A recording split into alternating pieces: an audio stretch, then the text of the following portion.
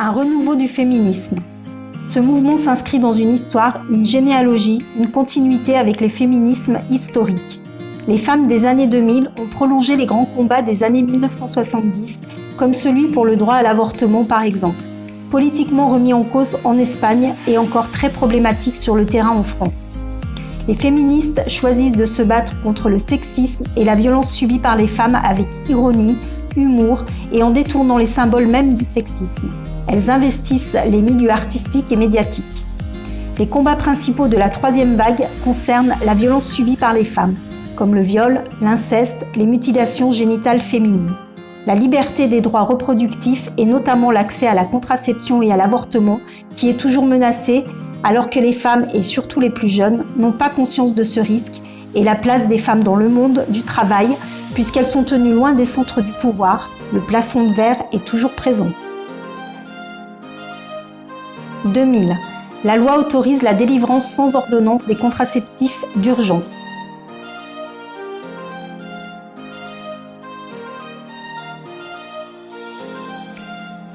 10 août 2001. Création du congé de paternité.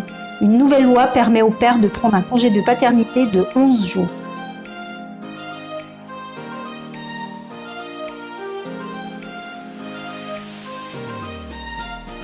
Mon engagement a démarré au conseil d'administration et du bureau, et puis j'ai été présidente de l'association de 2002 à 2002-2007. C'est une association que je connais depuis longtemps. Étant infirmière, je connaissais cette association et les missions d'un centre de planification, et travaillant avec un public fragile, avec des difficultés, j'avais besoin d'avoir un lieu ressources et relais pour ces personnes-là. J'ai rencontré très régulièrement les conseillères, enfin très souvent au niveau professionnel des conseillères, pour leur demander un petit peu soit des conseils, soit des méthodes, soit des techniques pour faire de l'information de la sexualité. Donc du coup, cette association que je trouvais qui correspondait à ce que j'attendais pour apporter les réponses aux usagers qui en avaient besoin. Il y a eu une opportunité de rentrer au conseil d'administration. C'est Daniel Jo qui m'a accompagnée sur cette entrée au conseil d'administration, puisque elle quittait le conseil d'administration et m'a demandé de la remplacer sur ce conseil d'administration. Donc je suis rentrée au conseil d'administration, puis au bureau, puis je suis devenue présidente pendant 5 ans.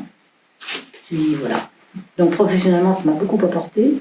Et personnellement, ça correspondait à ce que je trouvais intéressant d'apporter à, que ce soit des jeunes ou des moins jeunes, une possibilité d'un accompagnement, d'un lieu neutre, d'un lieu d'information où on pouvait venir trouver de l'aide. Pendant les 5 ans où j'étais présidente, c'est pendant ces années-là où il y a eu une concrétisation d'un projet sur la création d'un centre famille, qui est un projet qui était de longue date réfléchi par le conseil d'administration et par les professionnels depuis déjà de longue date.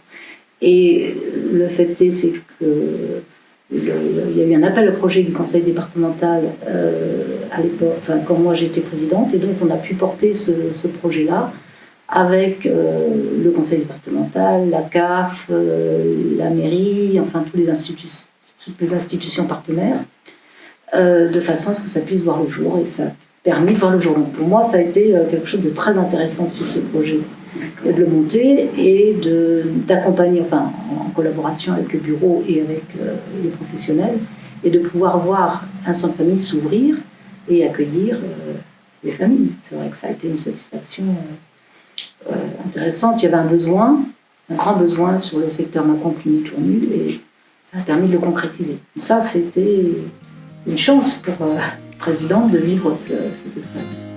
1er février, 8 mars 2003, ni pute ni soumise. En réaction à la mort de Sohane, 17 ans, brûlée vive dans un local à poubelle de la cité Balzac à Vitry-sur-Seine dans le Val-de-Marne, un collectif de 7 filles, ni putes ni soumises, vont parcourir la France pendant 1 mois. Cette marche des cités contre les ghettos et pour l'égalité arrivera à Paris le 8 mars. 17 février 2003. Circulaire numéro 2003-027 relative à l'éducation à la sexualité dans les écoles, les collèges et les lycées, instituant notamment une éducation à la sexualité dès l'école maternelle à raison de 3 séances par an et par classe. Dans le cadre de sa mission d'éducation et en complément du rôle de premier plan joué par les familles, l'école a une part de responsabilité à l'égard de la santé des élèves et de la préparation à leur future vie d'adulte. L'éducation à la sexualité contribue de manière spécifique à cette formation dans sa dimension individuelle comme dans son inscription sociale. 2004. La loi relative au divorce prévoit l'éviction du conjoint violent du domicile conjugal afin de protéger les femmes victimes de violences.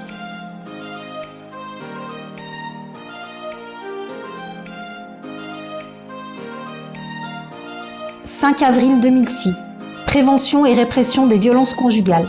La loi numéro 2006-399 renforce la prévention et la répression des violences au sein du couple ou commises contre les mineurs. Alignement de l'âge légal du mariage pour les filles et les garçons à 18 ans.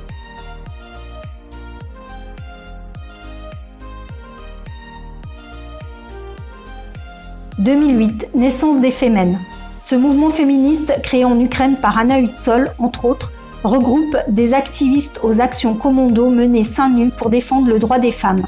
Inna Shevchenko, figure médiatique, est la leader actuelle en France des Femen. «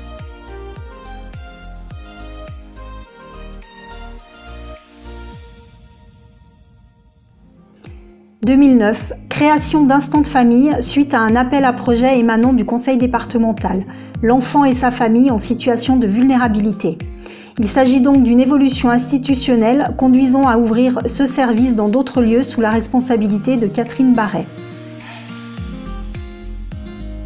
Donc moi je suis venu à l'association en tant que vice-président de la caisse d'allocation familiale, du conseil d'administration, et on a été les précurseurs à la Saône-et-Loire dans les aides à ce type d'association, même si maintenant c'est nationalisé. Mais c'était des petites subventions au départ. C'était une somme pour voir ce que vous alliez en faire.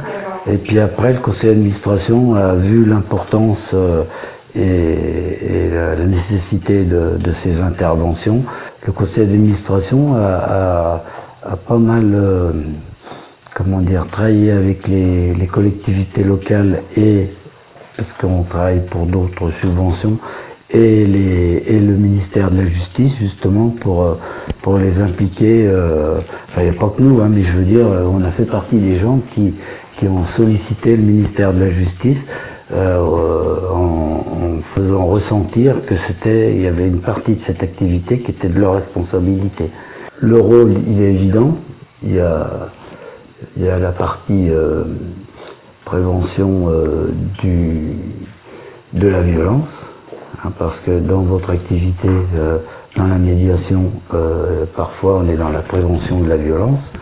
Il y a l'aide à aux enfants, c'est là où la CAF a décidé d'intervenir, parce que en agissant sur la famille, on préserve les enfants de choses pas belles, et puis aussi ça préserve le lien familial, même si les parents ont des difficultés quelles qu'elles soient, le fait d'avoir des lieux de rencontre, et ça fait partie des choses qui se font ici et qui nous paraissent importantes, parce que c'est laïque. On s'aperçoit que les gens, en fait, ils manquent d'informations, ou l'inverse.